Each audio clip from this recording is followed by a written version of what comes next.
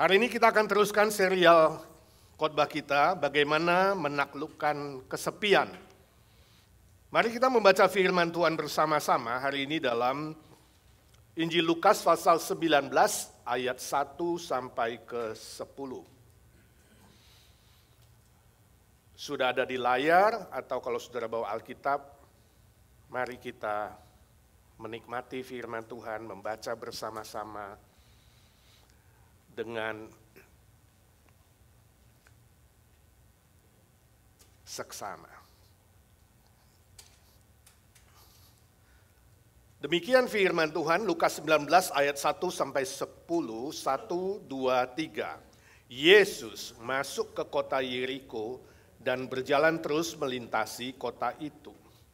Di situ ada seorang bernama Sakeus, kepala pemungut cukai, dan ia seorang yang kaya.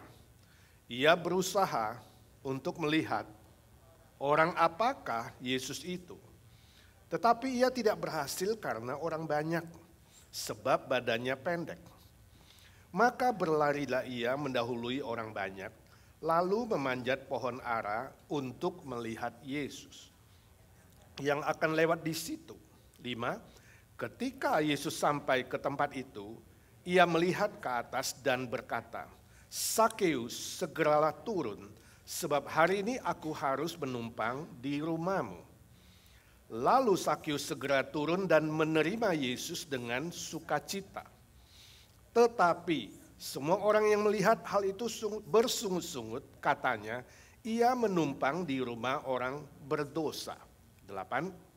Tetapi Sakeus berdiri dan berkata kepada Tuhan, "Tuhan, setengah dari milikku akan kuberikan kepada orang miskin. Dan sekiranya ada sesuatu yang kuperas dari seseorang, akan kukembalikan 4 kali lipat." Kata Yesus kepadanya, "Hari ini telah terjadi keselamatan kepada rumah ini, karena orang ini pun anak Abraham." 10. Sebab anak manusia datang untuk mencari dan menyelamatkan yang hilang.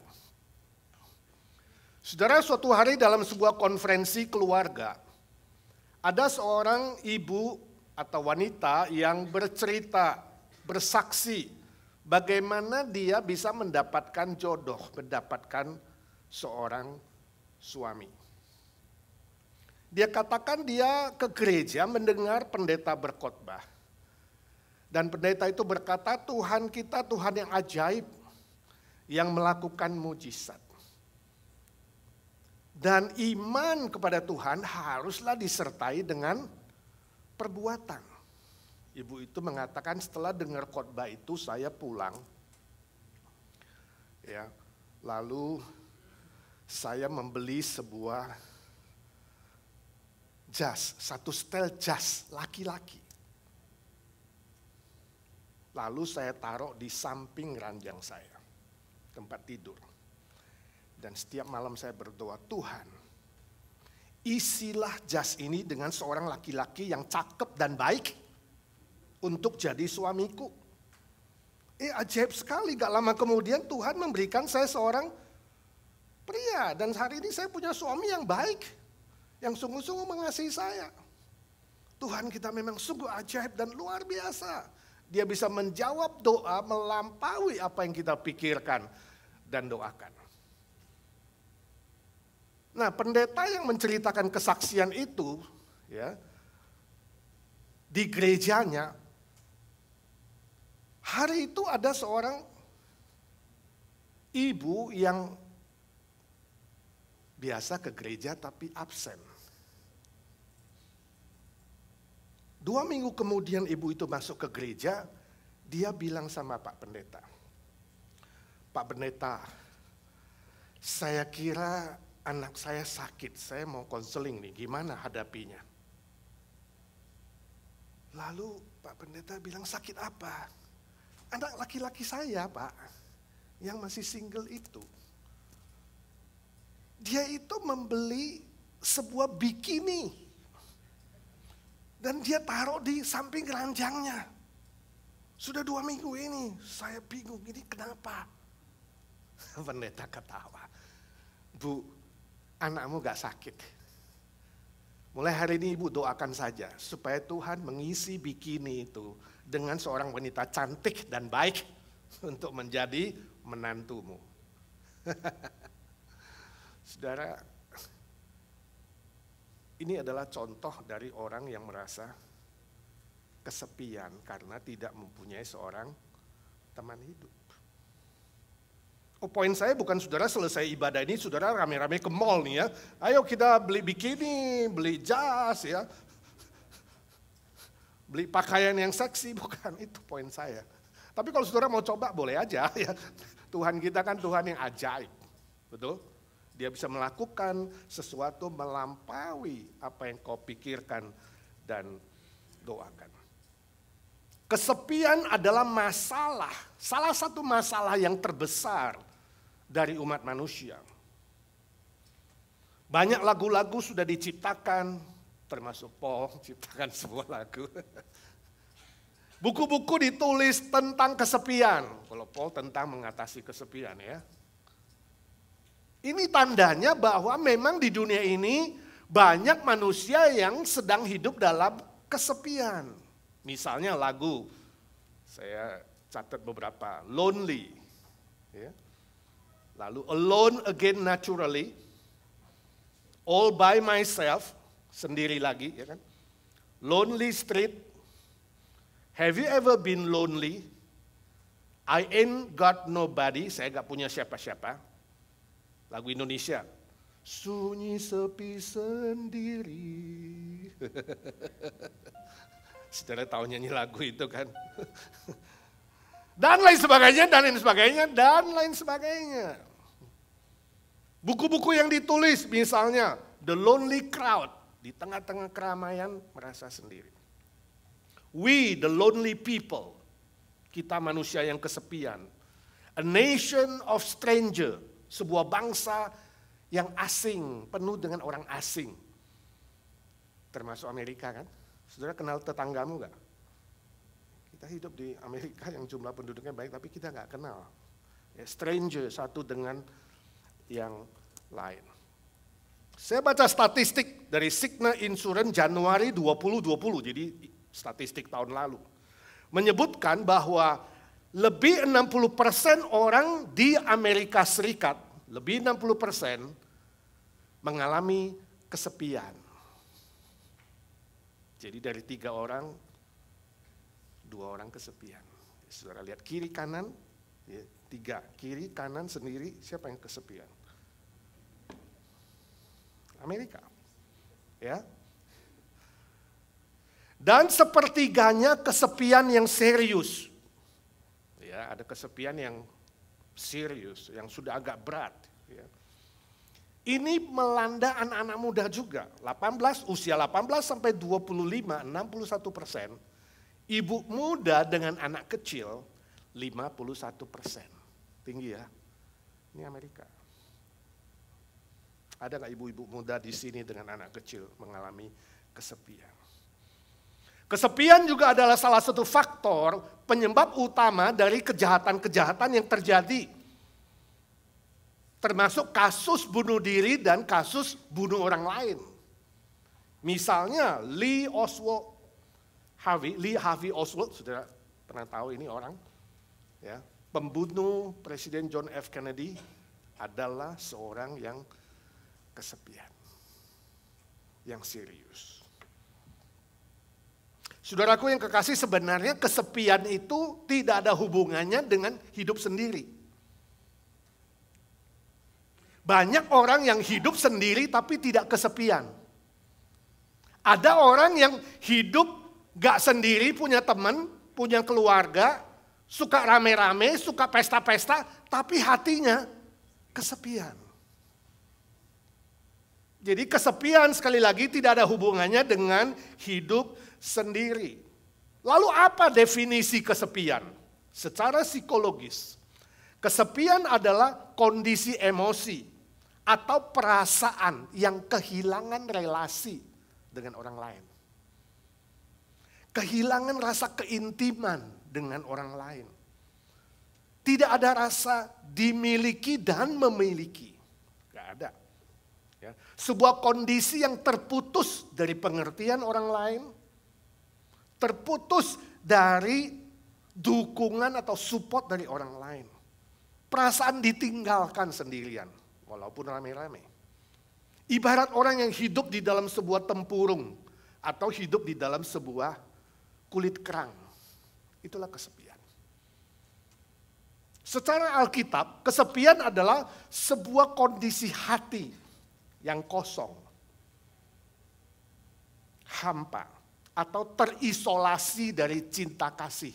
Jadi hatinya terputus dari cinta kasih, pikirannya terisolasi atau terputus dari kebenaran, dan rohnya terisolasi dari pribadi Tuhan Sang Pencipta.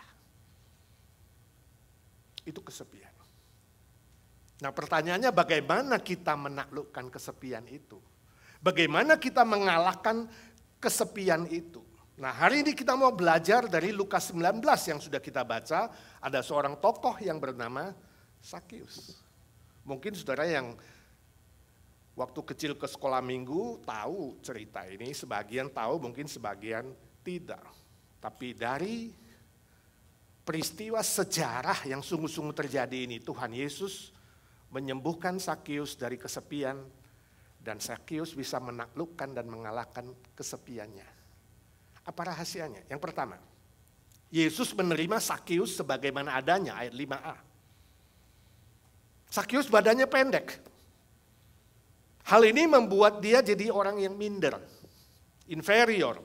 Dia menutup dirinya karena dia merasa lebih jelek, lebih pendek, kurang cakep, kurang bisa menampilkan diri, kurang percaya diri, kurang ini, kurang itu. Lalu Sakius kompensasi atau pelarian dengan bekerja jadi pemungut pajak. Menjadi pegawai pemerintahan Romawi. Bagi orang Yahudi disebut antek-antek Romawi. Nah, walaupun Yesus begitu sibuk dalam berkhotbah, dalam mengajar, dalam melakukan mujizat, hari itu Tuhan Yesus sempatkan dirinya dalam keramaian yang mengikuti dia berhenti di bawah pohon di mana Sakius ada di atas. Dia sempat-sempatnya berhenti. Memberi perhatian kepada Sakius. Tuhan Yesus berikan waktu dia. Dia siapkan waktu, memperhatikan Sakius sebagaimana dia adanya. Ini luar biasa ya. Biasanya orang yang kurang diperhatikan itu mengidap sebuah penyakit yang disebut dengan MPO. Mencari perhatian orang. Ya. Saya nggak tahu Inggrisnya terjemahnya di mana. Ya, Putri akan ngarang sendiri. Sadar atau tidak, orang yang kurang mendapat perhatian itu akan cari perhatian dengan melakukan hal-hal yang aneh, yang menyolok. Ya, misalnya ke gereja dia pakai boot yang tinggi, warna kuning, topinya merah tinggi. Ya, lalu bajunya, pokoknya nentereng lah, make upnya norak. Masuk ke gereja langsung semua mata lihat dia.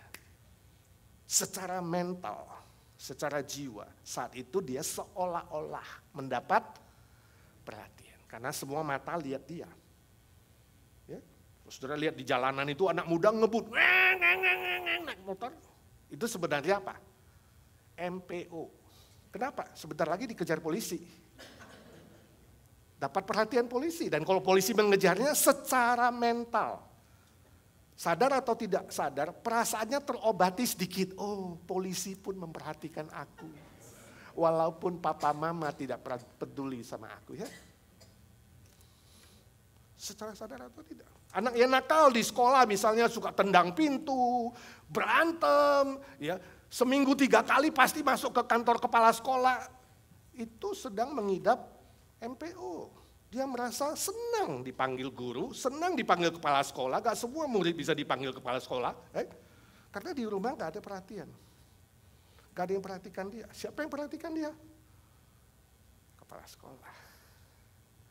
Jadi saudara jangan heran kalau di gereja pun muncul orang-orang yang kadang-kadang agak aneh.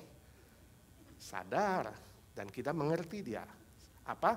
MPO. Kita harus belajar seperti Yesus. Memberikan waktu, memberikan perhatian. Itu yang Yesus lakukan. Ya. Saya baca sebuah cerita yang sungguh terjadi di Guatemala. Seorang ibu bernama Angela de Chavez. Usia 53 tahun, sudah menikah 22 tahun. Merasa tidak diperhatikan suaminya. Lalu suatu hari dia pergi ke tempat tertentu, bersembunyi di sana dan dia telepon ke rumahnya cari suaminya. Dia melaporkan, aku sedang diculik. Aku diculik sama penjahat, tolong kirimkan duit sekian. Istri kurang duit, pura-pura diculik. Karena dia merasa suaminya udah gak peduli. Suaminya benar-benar peduli. Ke bank ambil duit, kemudian lapor ke polisi. Lalu sambil janjian mau cari penculiknya, polisi juga cari. Ketahuan si Angela itu bohong. Dia pura-pura menculik dirinya sendiri. Akhirnya dia masuk penjara. Ini contoh dari orang yang merasa kesepian, tidak diperhatikan. Walaupun dia punya suami, walaupun punya keluarga, bisa merasa kesepian. Tuhan Yesus tahu itu kondisi Sakius, sehingga dia memperhatikan. Saya gak tahu hari ini sudah merasa kesepian gak? Ingat Tuhan Yesus memperhatikanmu. Peduli padamu sebagaimana kamu adanya. Sesuai dengan keadaanmu. Walaupun hari ini saudara mungkin merasa kurang. Oh, saya kurang cakep. Oh, saya kurang tinggi. Oh, saya kurang putih. Oh, saya kurang mulus. Oh, saya kurang kaya. Merasa minder. Mungkin saudara merasa itu dibandingkan dengan orang lain. Jangan coba bandingkan. Tapi ingat, sebagaimana keadaanmu dan kondisimu, Tuhan Yesus memperhatikan kamu, peduli sama kamu, sebagaimana kamu adanya. Ingat saudara, nilai atau harga dirimu tidak tergantung dari kondisi fisikmu. Mata mau sipit kek, mau mata jengkol kek, hidung mau mancung kek, atau pesek kek, bibir mau tebal kek, mau tipis kek, gigi ompong kek, gigi palsu kek, hitam putih, tua muda, sekolah tidak sekolah. Semua manusia sama di hadapan Tuhan. Amin. Sebagaimana kondisi kamu. Kita semua adalah gambar dan rupa Allah. Itu sebabnya Tuhan Yesus memperhatikan kamu seutuhnya. Jangan merasa minder karena kamu secara fisikal kurang sesuatu. Secara materi kurang sesuatu.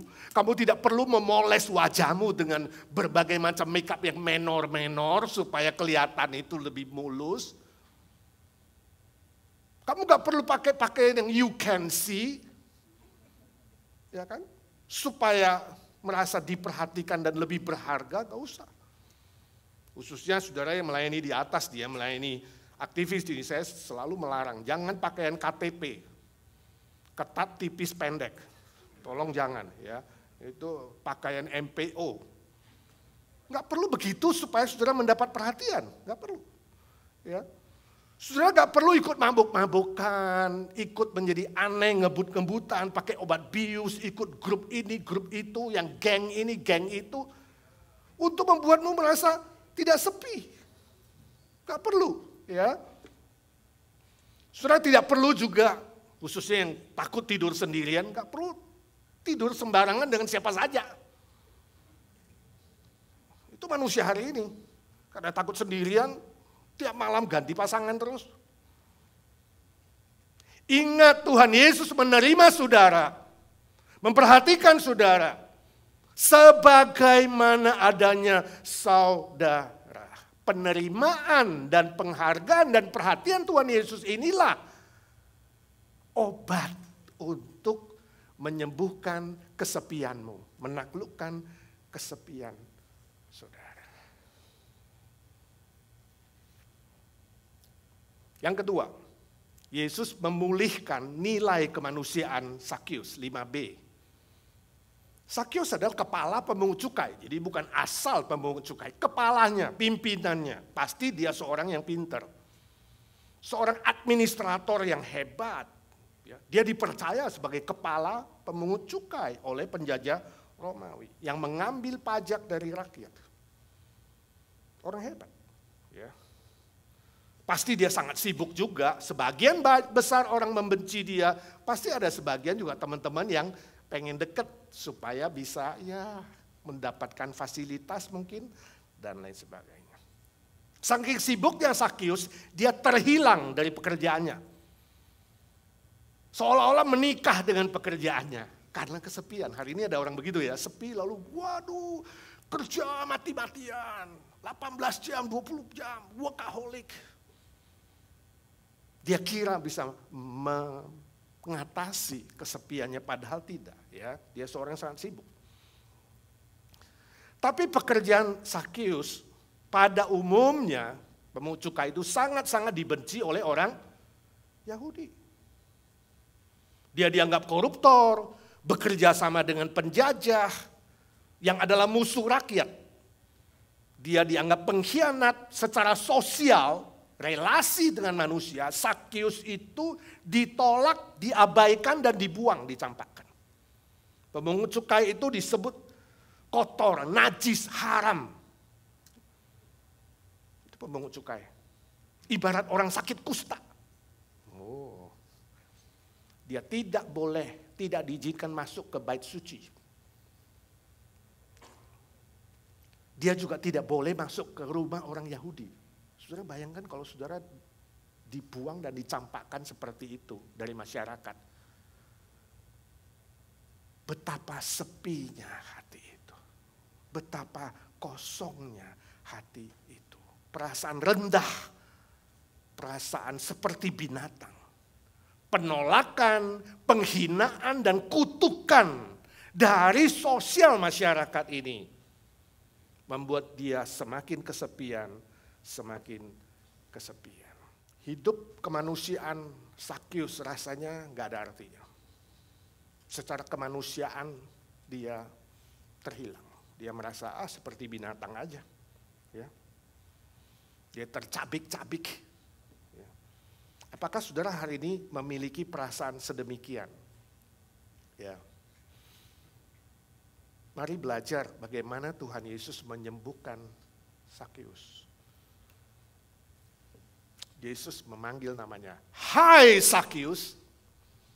Oh, ini kayak sebuah obat yang luar biasa bagi Sakius. Bayangkan di atas pohon sendirian, sembunyi-sembunyi, ngintip-ngintip mau lihat siapa Yesus. Tiba-tiba Yesus berhenti dan memanggil namamu, "Hai Sakius." Kenapa obat? Karena dia sudah lama gak mendengar orang panggil namanya. Biasa dipanggil apa? "Hai pengkhianat." "Hai bajingan." Ya kan? "Hai binatang haram." "Hai sakit kusta." "Hai si najis." "Hai kotor." Dan berbagai macam ejekan, olokan, penghinaan yang dia dengar setiap hari. Sekarang ada satu orang yang memanggil namanya, "Hai Sakius." Oh, sebuah obat yang menyembuhkan. Seperti olesan salep di hatinya yang sepi. Dia lama gak dengar itu. Dan bukan sembarang orang yang manggil dia. Tuhan Yesus. Yesus yang sudah terkenal. Yesus yang dia sudah dengar bahwa itu Rabi. Bahwa itu Mesias. Bahwa Yesus yang melakukan mujizat. Dia sudah dengar, makanya dia sampai naik ke pohon pengen tahu siapa Yesus itu. Dan Yesus yang dia rindukan itu sekarang memanggilnya apa? "Hai Sakius."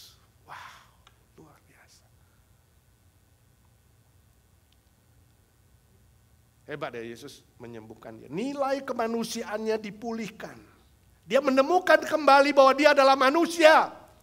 Manusia seperti orang Yahudi lainnya. Manusia yang bernama Sakius. Apakah saudara pernah merasakan perasaan seperti ini? Secara sosial, relasional, terputus. Saudara merasa rendah, merasa terhina.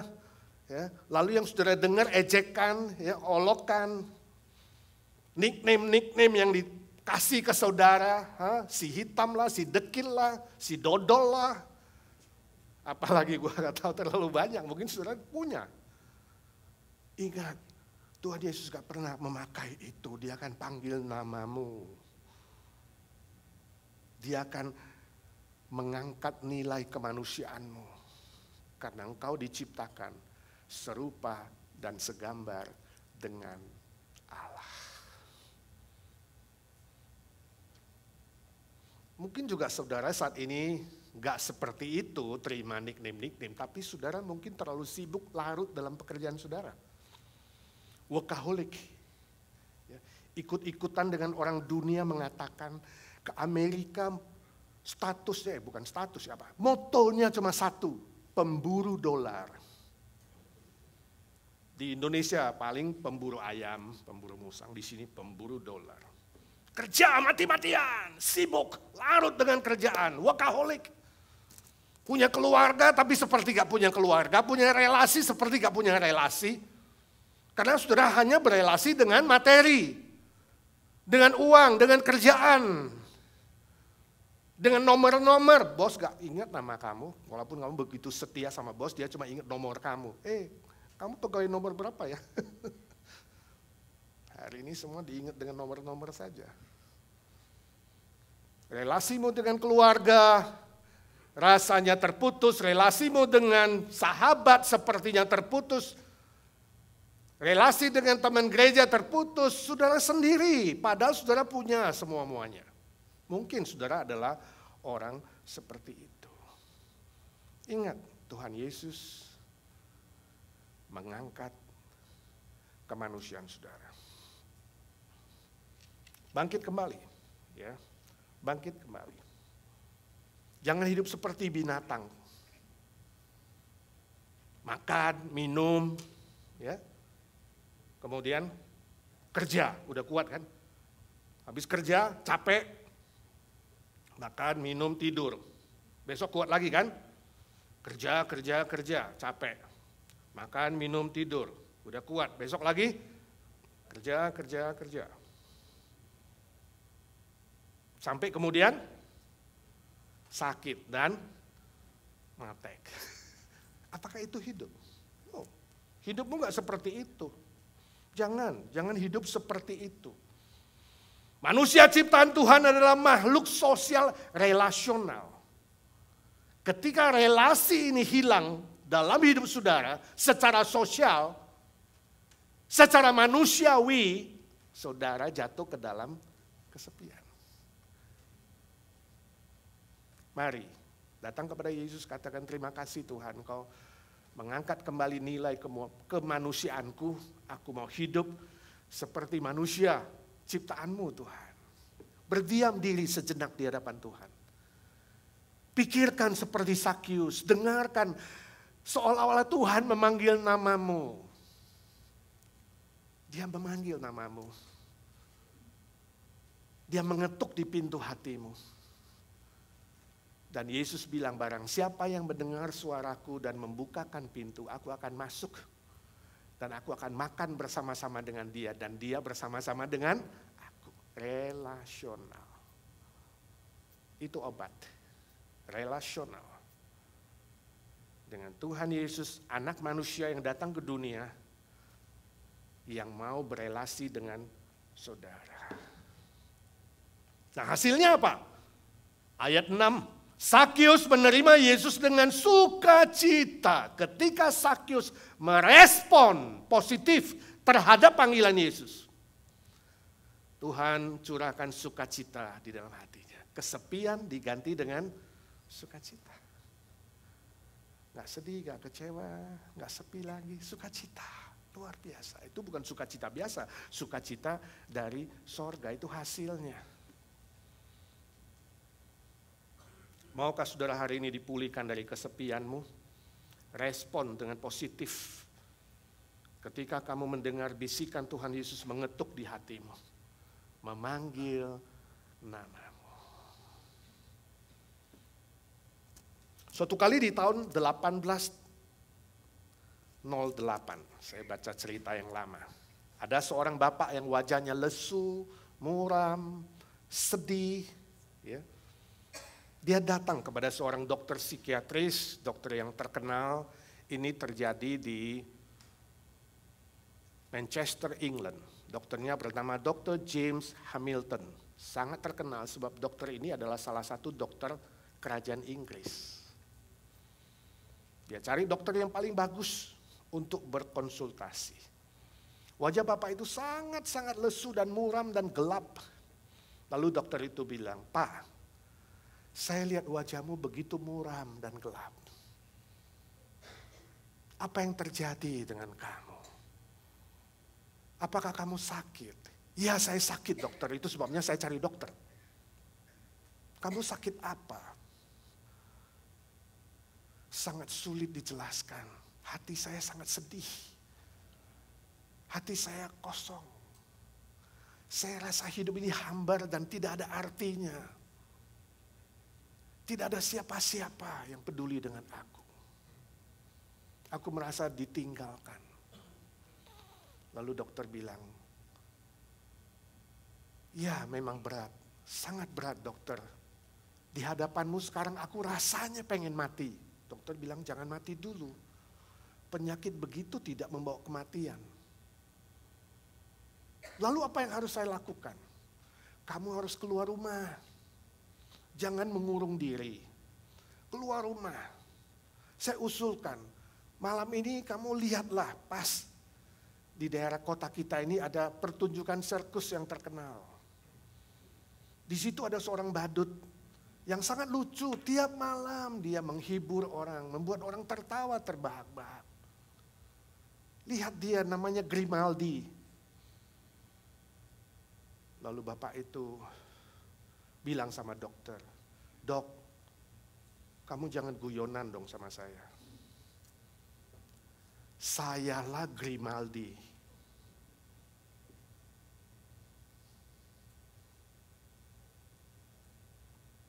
Ini peristiwa historis yang sungguh terjadi.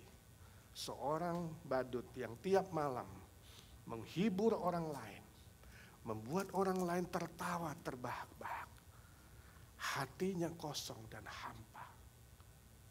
Merasa gak ada artinya. Merasa pengen mati. Merasa gak ada yang peduli dengan dia. Padahal ribuan orang menyaksikan tiap malam, saudara. Ribuan orang datang seolah-olah pengen dihibur. Tapi dia merasa terputus. Sebab apa? Hatinya kosong. Saudaraku, saya tidak tahu terjadi dengan apa saudara selama ini. Ya. Ingat, kamu sehebat apapun, sekaya apapun, sepintar apapun, apa yang kau punya di dunia ini sangat-sangat terbatas. Gak mungkin bisa mengisi kekosongan hati. Kau membutuhkan Tuhan Yesus, Sang Penciptamu. Hanya pencipta dan ciptaan bisa menjadi sebuah pasangan yang klop, sudah mengerti gak? Compatible, klik gitu. Hati kita ketika diisi dengan cinta kasih Tuhan Yesus itu seperti klik gitu. Kita menemukan kepuasan. Kita menemukan sukacita sejati. Kita menemukan kebahagiaan sejati. Kita menemukan nilai hidup dan harga diri yang sesungguhnya. 100%. Sebab roh yang ada di dalam kita sempurna, Sang Pencipta itu sempurna. Itu obat yang ketiga. Selanjutnya kita melihat Yesus menyelamatkan Zakius. Bukan saja mengangkat nilai kemanusiaannya secara manusiawi, tapi secara sorgawi, secara rohani, Yesus menyelamatkan dia.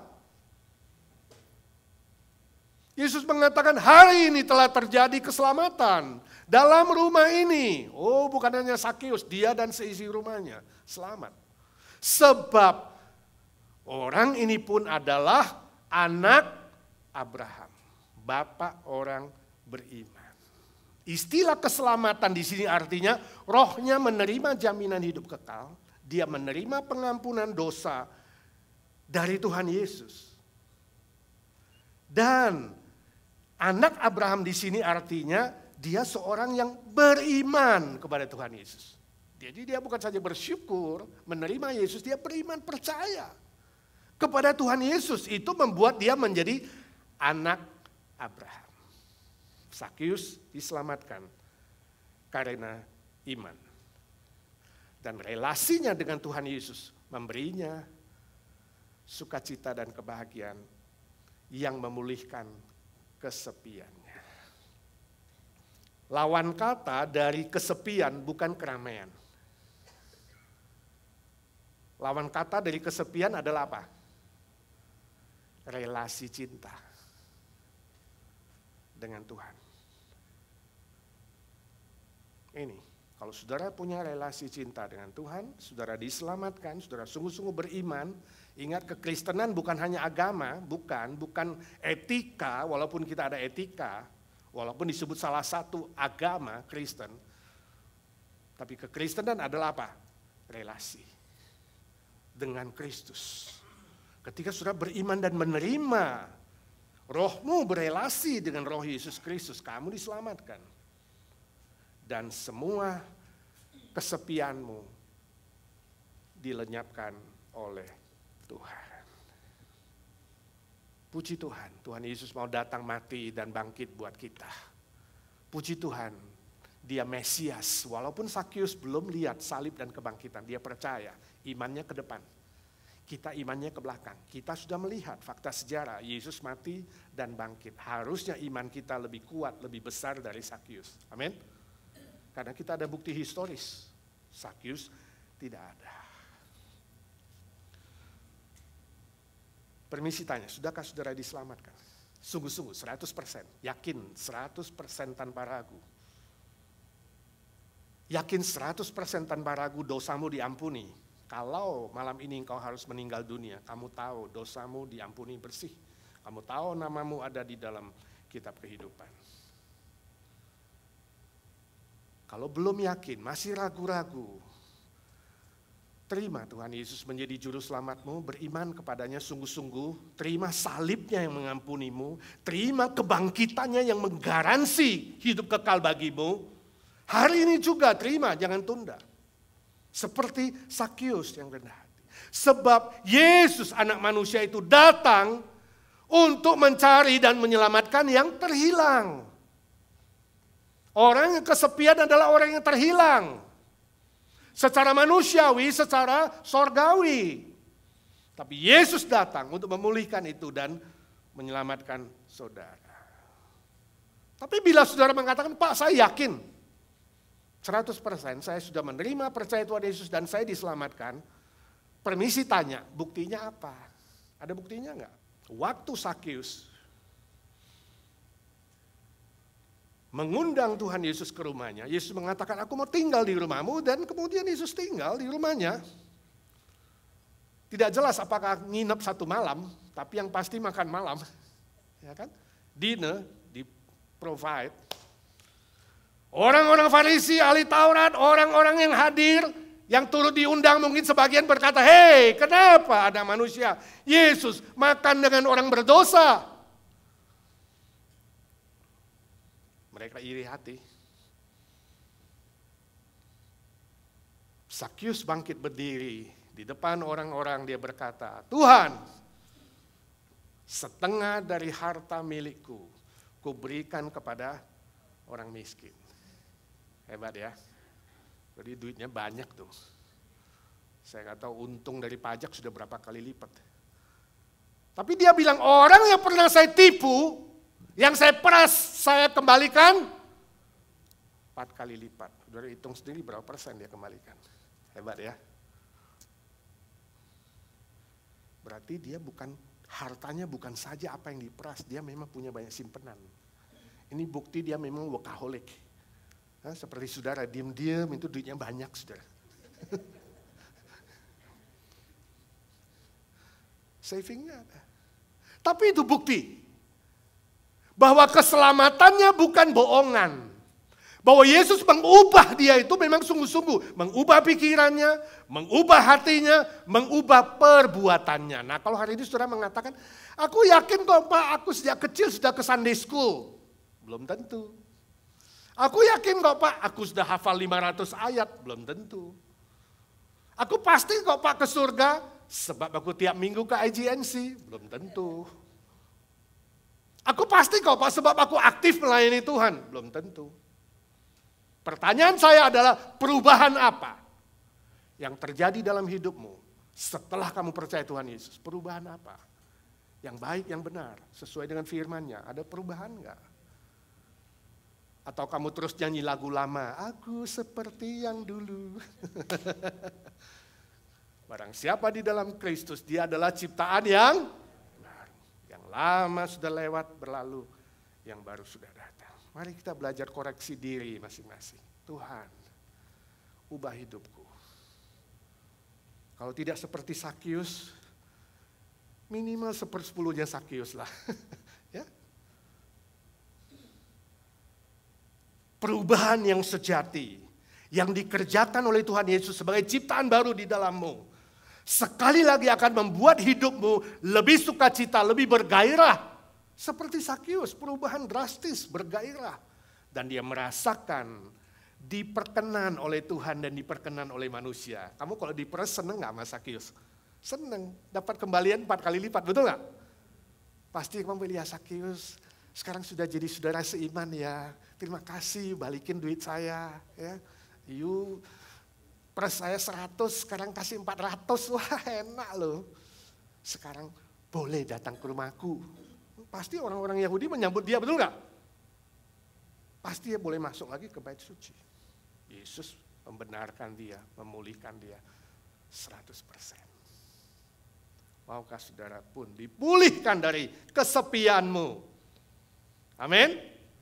Mari kita doa.